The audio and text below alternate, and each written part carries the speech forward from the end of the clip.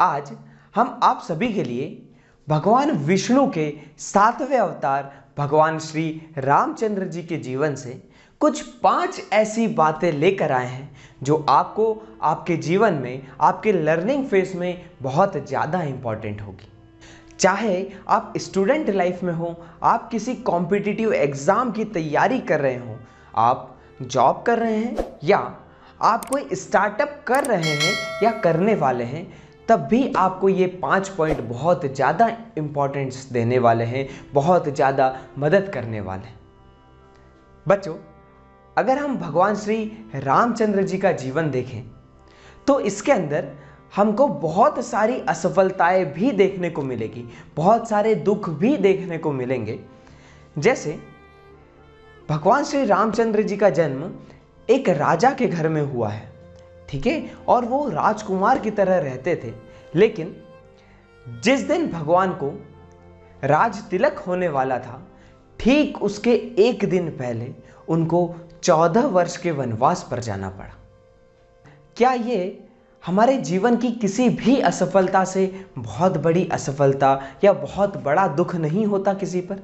जब भगवान राम वन में जाते हैं, वन में जाकर मुश्किलों के साथ रह रहे होते हैं, तब माता सीता का अपहरण हो जाना, उसके बाद जब माता सीता को सुरक्षित वापस लेकर आते हैं तो उनकी अग्नि परीक्षा होना, और अग्नि परीक्षा होने के बाद माता सीता का वन की ओर चले जाना। क्या इस जीवन को आप सफल जीवन कह सकते हैं? नहीं कह सकते। तो इतनी असफलताओं के बाद भी हम भगवान रामचंद्र जी को क्यों पूजते हैं? ऐसा क्या था उनमें कि हम उनको पूजते हैं, उनकी पूजा करते हैं?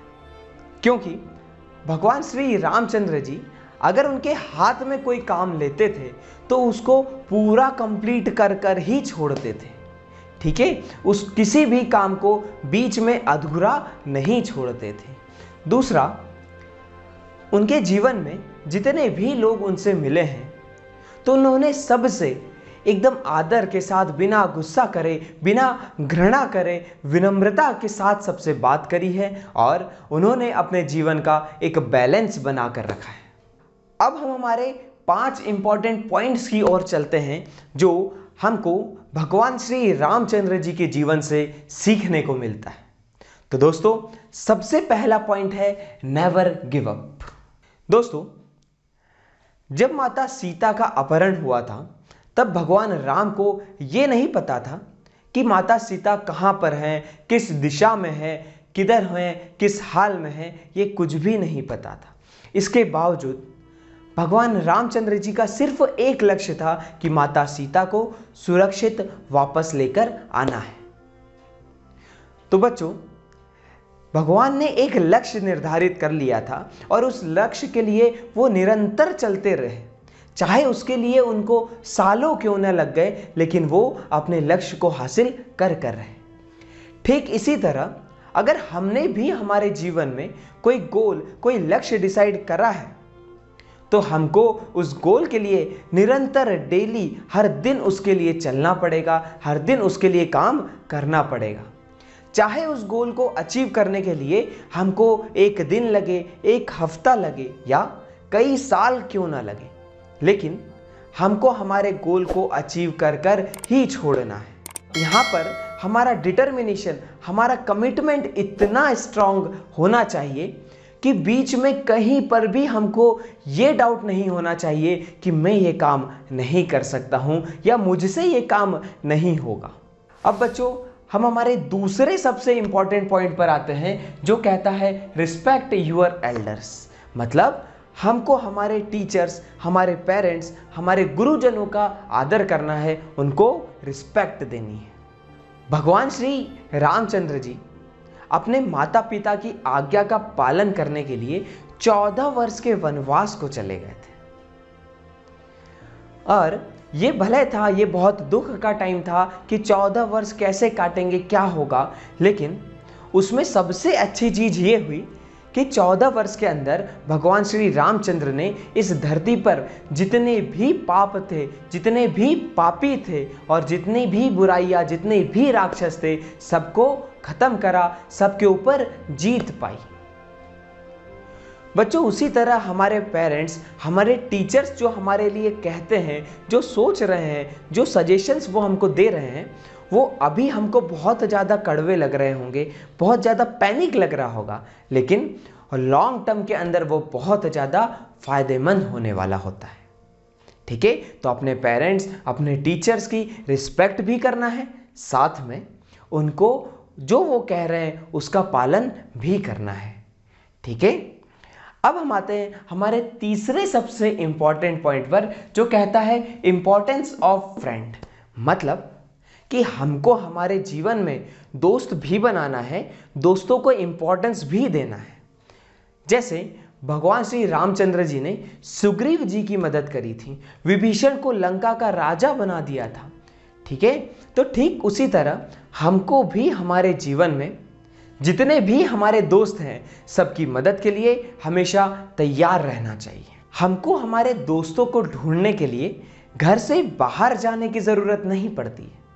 ठीक है, हमारे घर के अंदर जो हमारे माता पिता, हमारे भाई बंधु, जो भी हमारे सिबलिंग्स हैं, ये हमारे सबसे अच्छे फ्रेंड, बेस्ट फ्रेंड बन सकते हैं।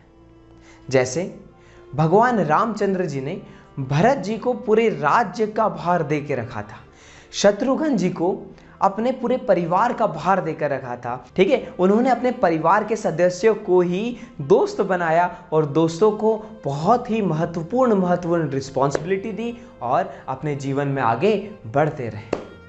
दोस्तों, अब हम आते हैं हमारे फोर्थ पॉइंट पर, जो कहता है modesty is the best policy. मतलब हमको सभी के साथ विनम्रता के साथ, आदर के साथ, बिना घृणा करे सबके साथ विनम्रता के साथ रहना है। जैसे भगवान श्री रामचंद्र जी, जो कि बहुत ही अच्छे धनुर्धर थे, इसके बावजूद उनके अंदर एक छोटा सा भी घमंड नहीं था कि भाई मैं बहुत अच्छा धनुर्धर हूं, तो मैं किसी छोटे बंदे से बात नहीं करूंगा, किसी बड़े को ही सिर्फ इज्जत दूंगा। ऐसा बिल्कुल नहीं था। यहाँ तक कि भगवान श्री रामचंद्र जी ने माता सबूरी का प्यार देखकर उनके झूठे बैर खाए थे।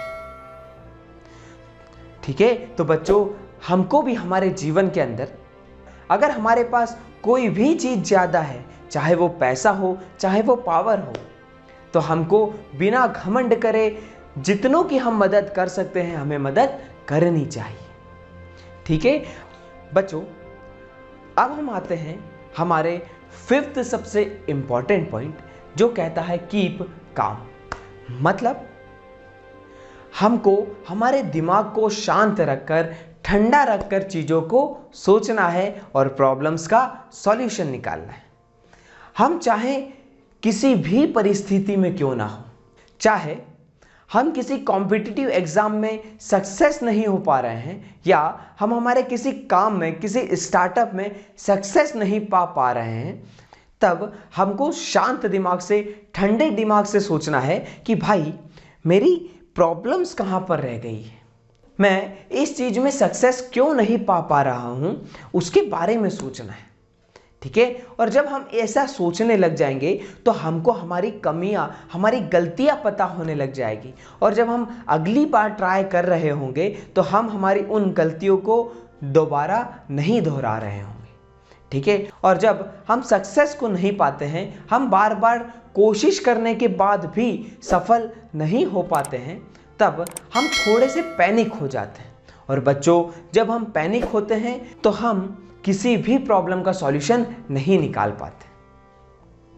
और जब हम आसानी से ठंडे दिमाग से, शांत दिमाग को रखकर सोचते हैं, तब हमारा अपने ऊपर कंट्रोल होता है। मतलब हमारा अपनी फीलिंग के ऊपर कंट्रोल होता है, और जब हमारा अपनी फीलिंग पर कंट्रोल होता है तो हमारे इमोशंस पर भी कंट्रोल होता है, और जब हम हमारे इमोशंस पर कंट्रोल पा लेते हैं तब हम हमारे मन पर कंट्रोल पा लेते हैं, और जिसने मन पे कंट्रोल पा लिया वो किसी भी चीज में सक्सेस पा सकता है।